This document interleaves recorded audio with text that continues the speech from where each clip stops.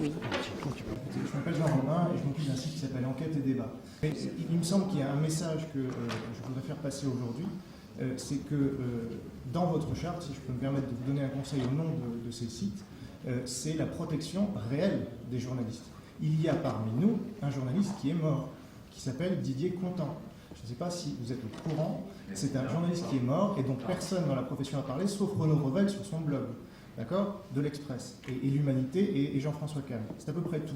Donc je pense que quand, charte ou pas, je pense qu'on devrait commencer par s'occuper de nous-mêmes, de nos problèmes en interne, parce qu'il y a eu un procès, et Jean-Baptiste Rivoire de Canal+ a été condamné en première instance pour violence volontaire. Personne n'en a fait état, encore une fois, sauf Renaud Revel sur son blog de l'Express qui n'a été repris par personne. Donc là, je pense qu'il y a un vrai problème de déontologie qui nous concerne tous. On est tous concernés, excusez-moi, par la mort dans l'exercice de nos fonctions. Et c'était en France. Donc je me réjouis que Reporters sans frontières annonce qu'il s'occupe désormais de la liberté de la presse en France. Et je suis sûr que ce sujet sera traité lors de leurs états généraux de la presse. Merci. Bonjour, vous êtes le nouveau président de Reporters sans frontières. Oui. Robert Ménard, en tant que président, avait... Non, était secrétaire général. Ah, alors c'était une autre fonction. Mais quand il était aux responsabilités, Reporters sans frontières ne s'occupait pas des affaires internes. Il l'avait expliqué dans un livre notamment, parce que ça dérangeait les intérêts de Reporters sans frontières pour son travail à l'étranger, notamment une question de relais dans les médias français.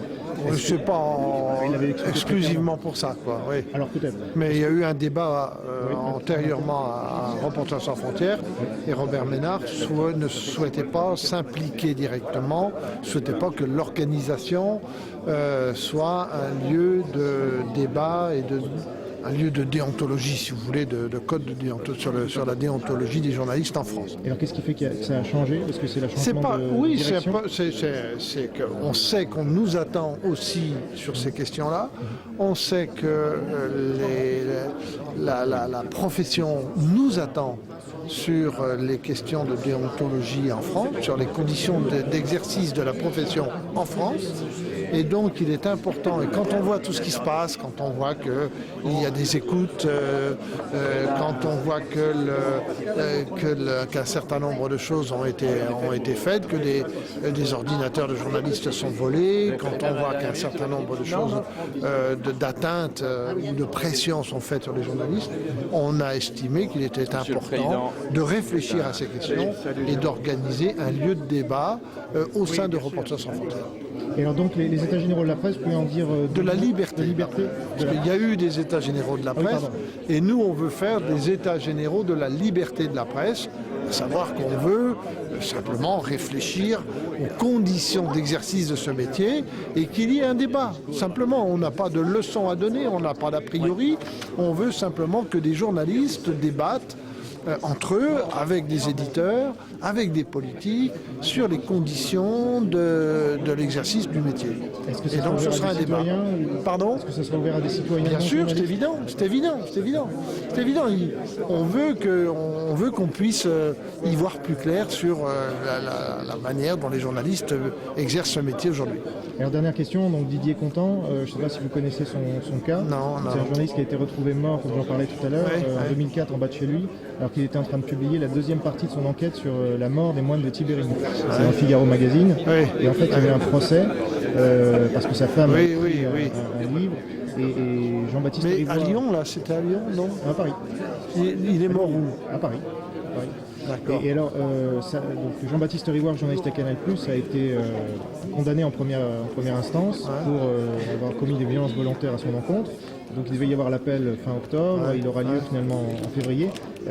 Qu'est-ce que ça vous évoque cette affaire? Parce qu'aucun média n'en parle quasiment, comme je l'ai dit tout à l'heure. Tout journaliste, toute atteinte à la liberté de la presse, et tout journaliste qui a été inquiété, voire plus, qui a été retrouvé mort, entre tout à fait parfaitement dans le cadre de notre fonction, et c'est quelque chose que l'on a à observer et sur lequel il faut y voir très clair. Y compris quand l'inculpé principal est aussi journaliste, c'est ça? C'est évident. C'est évident. Je veux dire, il n'y a pas de. Nous, on n'a pas d'a priori contre qui que ce soit, quoi. Je veux dire, il faut absolument regarder si cette personne était journaliste, on doit s'inquiéter de son sort, et c'est tout. Donc on en parlera aux États généraux comme je vous l'ai proposé. Mais je veux dire, toute personne qui viendra en parler, on viendra évidemment. qui viendra parler de la situation d'un journaliste qui n'a pas pu faire son travail pour raison de plus, c'est parce qu'on l'a retrouvé mort, ça vaut la peine qu'on enquête avant et puis qu'on regarde quelle a été la position. Donc on peut reprendre rendez-vous pour éventuellement creuser cette affaire? Mais c'est évident. Merci beaucoup. François Lorcival, oui. Oui, bonjour. Donc j'ai évoqué le cas d'un journaliste qui a été retrouvé mort en bas de chez lui en 2004, alors qu'il s'apprêtait à publier la seconde partie de son enquête dans le Figaro Magazine sur l'assassinat des moines de Tibérine. Donc apparemment vous n'étiez pas au courant, comme apparemment beaucoup de journalistes français, puisque très peu en ont parlé. Je citais Renaud Revel qui en a parlé sur son blog, le blog de l'Express. Je citais aussi l'Humanité et Marianne, Jean-François Kahn. Ce sont à peu près les seuls qui en ont parlé. Comment vous expliquez ça? Attendez, il est mort de mort criminelle. Non, justement, il y a un procès. Alors, en première instance, le procès a condamné Jean-Baptiste Rivoire, qui est un autre journaliste, qui est à Canal+, pour violence volontaire, ayant entraîné la mort. Mais, sur le journaliste dont vous parlez? Voilà, sur Didier Contant. Et donc c'est l'enquête de justice qui va l'établir, et donc il devait y avoir le procès en appel fin octobre, et il a été repoussé en février parce que Jean-Baptiste Rivoire ne pouvait pas y être. Mais est-ce que cette censure vient du fait qu'il y a un débat? On ne sait pas si c'est un suicide, parce que l'enquête policière a été bâclée, donc on ne sait pas si c'est un suicide, ou des gens comme Antoine Sfer, par exemple, s'interrogent sur le fait que ce soit un suicide, ou Jean-François Kahn. Ils l'ont dit ouvertement, et d'ailleurs Jean-François Kahn a eu un procès en diffamation pour cela. Il l'a perdu en première instance et gagné en appel. Mais quel rôle joue Rivoire dans cette affaire? Rivoire est inculpé. D'assassinat? Non, pas d'assassinat, mais d'avoir commis des violences volontaires ayant entraîné la mort. C'est un peu plus nuancé. Écoutez, pourquoi je ne suis pas journaliste judiciaire déjà. Mais là, je vous parlais plus en tant que responsable du magazine. L'information, parce que c'est c'était d'ailleurs au Figaro Magazine. Oui, je comprends. Monsieur Contant travaillait pour le Figaro Magazine. C'est au moment de la publication de son... franchement, n'ayant strictement pas d'éléments sur ce dossier, il m'est très difficile de vous donner un quelconque avis, parce que ce que vous êtes en train de supposer, c'est qu'il puisse y avoir un lien avec l'enquête qu'il conduisait sur l'assassinat des moines de Tibérine. Mais si c'est le cas, comme il y a eu tout récemment un film, tous les acteurs qui jouent les moines de Tibérine et le réalisateur devraient être assassinés à leur tour. Donc je dois dire que c'est toujours très délicat de s'engager dans un examen d'un cas comme celui-là sans éléments suffisants, et parce qu'il est vrai qu'on est souvent tenté d'expliquer ce qui suit parce que l'on sait. Et donc, comme on connaît, il y a une décision de justice, mais vous me dites, elle va en appel. Mais voilà, est-ce que les journalistes français, et notamment des magazines, vont faire part de cet appel, vont se pencher sur ce cas, parce que pour l'instant, quand le débat aura lieu, il sera intéressant. Il a lieu depuis 4 ans. Non, quand le débat aura lieu à l'audience, en appel. Qui a été condamné? Nous avons été condamnés en plus en diffamation, parce que je suis l'éditeur aussi du livre sur Didier Contant et sa compagne. Donc il y a un débat qui est dans l'espace public, mais il y a une omerta, j'ai l'impression, parce que un journaliste est en cause. Non, il y a un homme. Je vais vous dire, le mot omerta, c'est la loi du silence imposée. Dans cette affaire, elle n'est imposée à personne. Je veux dire, nous n'avons pas traité cette affaire. Personne ne nous a dit de ne pas la traiter. Or, l'affaire des moines de Tibérine, nous l'avons traitée de très nombreuses fois, et en mettant en cause différents intervenants possibles.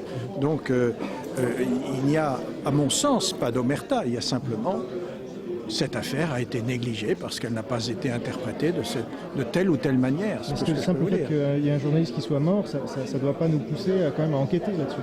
Il y a Goliath qui a contre-enquêté et qui est arrivé aux mêmes conclusions Que vous. Non, pas que nous, que Didier Contant qui est mort. Donc après sa mort, il y a eu une contre-enquête, reprenant les fragments de son enquête et ce qu'il avait déjà commencé à publier dans Figaro Magazine. Ils arrivent aux mêmes conclusions, ils ont publié 25 pages de contre-enquête dans le magazine Goliath. Et voilà. Donc il y a un débat qui est ouvert sur la place publique, mais il y a quand même une omerta à faire. Bah non, à partir du moment où il y a, écoutez, où la justice est saisie, où il y a eu une première instance, cela vient en appel, où des journaux en ont parlé, non, il n'y a pas d'omerta. Simplement, vous estimez, vous, qu'on n'en parle pas assez. Et ça, je vais vous dire, ça n'est pas la première fois, ni la dernière, que quelqu'un qui s'occupe d'un sujet en particulier estime qu'on ne parle pas assez de son sujet. C'est tout ce que je peux vous dire aujourd'hui. Mais si on vous transmet des éléments d'information, vous les regarderez Mais naturellement qu'on les regardera, bien Merci sûr. beaucoup, monsieur Vassili. Merci à vous.